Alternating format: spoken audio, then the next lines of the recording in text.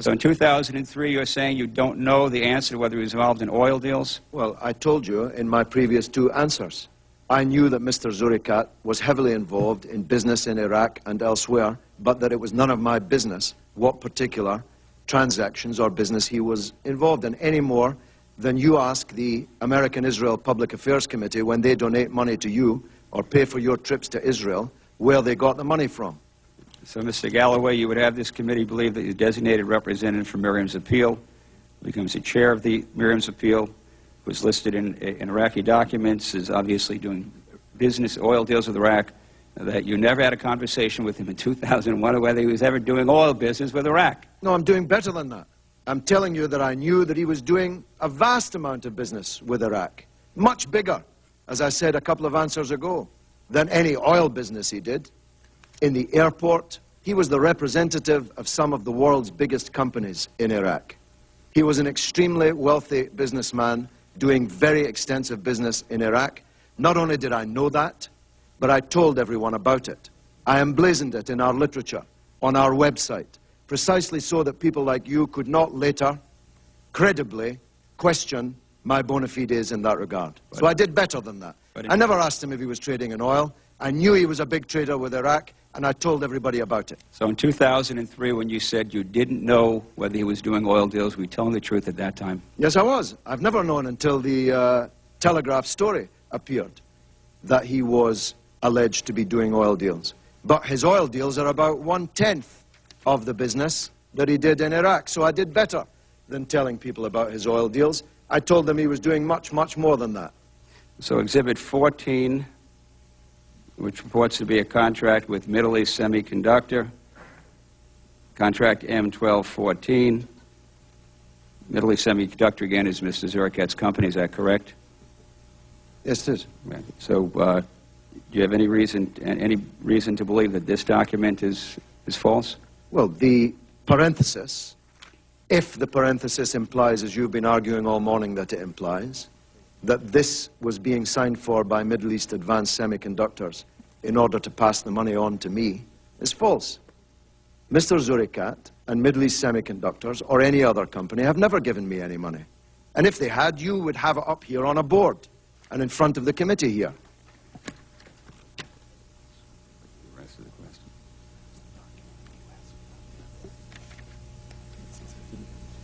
I take it, Mr. Galloway, that in regard to any surcharges paid to Saddam, and I think it's footnote 89, which refers to the surcharge for the contract focused on Miriam's Appeal, you're saying that that document, first of all, any contract between Iraq and Miriam's Appeals is false?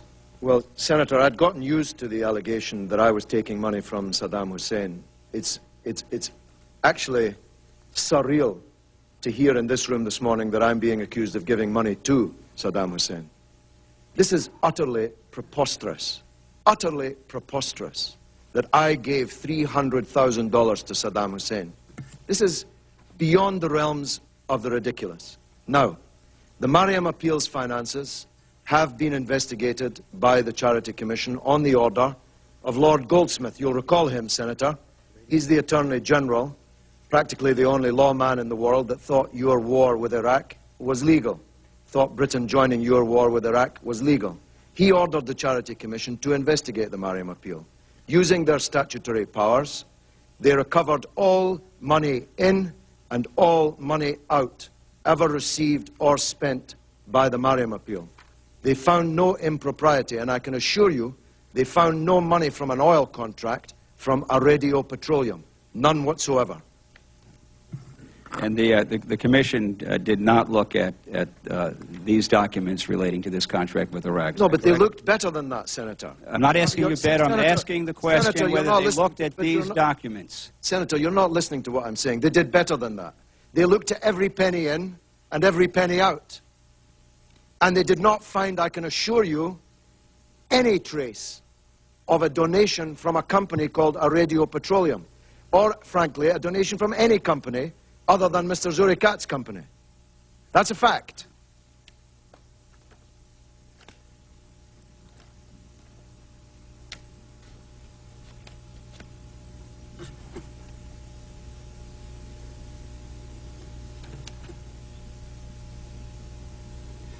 If I can get back to Mr. Zurigat one more time. Do you recall a time when he specifically, when you had a conversation with him about oil dealings in Iraq? I've already answered that question.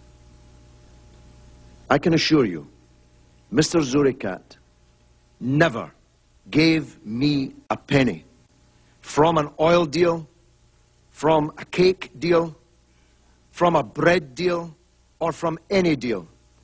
He donated money to our campaign, which we publicly brandished on all of our literature, along with the other donors to the campaign. Again, Mr. Galloway, a simple question. I'm looking for either a yes or no. Do you ever have a conversation with the Zurigat where he informed you that he had oil dealings with Iraq, yes or no? Not before this Daily Telegraph report, no. Senator Levin? Thank you. Thank you, Mr. Galloway. Mr. Galloway, could you take a look at the exhibit number 12?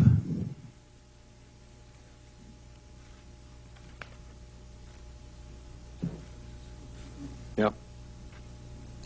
Where your name is in parentheses after Mr. Zurikat's... Before Mr. Zurigat, if I'm looking at the right exhibit. Sorry, I was going to finish my sentence, my question, though. My question was where your name is in parentheses after Mr. Zurikat's company's name. I apologize, Senator. That's all right. Now, that document, assuming it's an accurate translation of the document underneath it,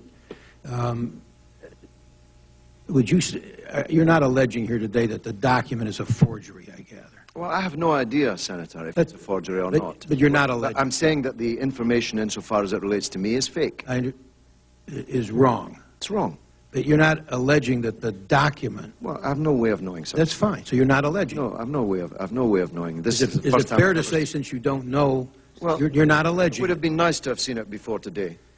Now, is it fair to say, though, that either because you've not seen it before or because otherwise you don't know, you're not alleging the document's a fake? Is that fair to say? I haven't had it in my possession long enough to form a view about that. All right. Would you let the subcommittee know after you've had it in your possession long enough whether you consider the document a fake? Yeah, although there is an academic quality about it all, Senator Levin, because you've already found me guilty before you actually allowed me to come here and speak for myself. Well, in order to attempt to clear your name, would you let... Well, let's be clear about something. Now, let me finish my question. Let me be clear about that, first of all. Would you submit to the subcommittee, after you've had a chance to review this document, whether or not, in your judgment, it is a forgery? Will you do that? Well, if you'll give me the original. I mean, this is not... Presumably you wrote this English translation. Yes, and there's a copy underneath it of the... yes, there is a copy of a grey blur. If you'll give me the original... copy of the original. If you'll give me the original in a decipherable way, then of course... That'd be fine. We would appreciate that. Yeah. Now, if at the bottom of this document, assuming it's not a forgery for a moment, it says surcharge. Are we together?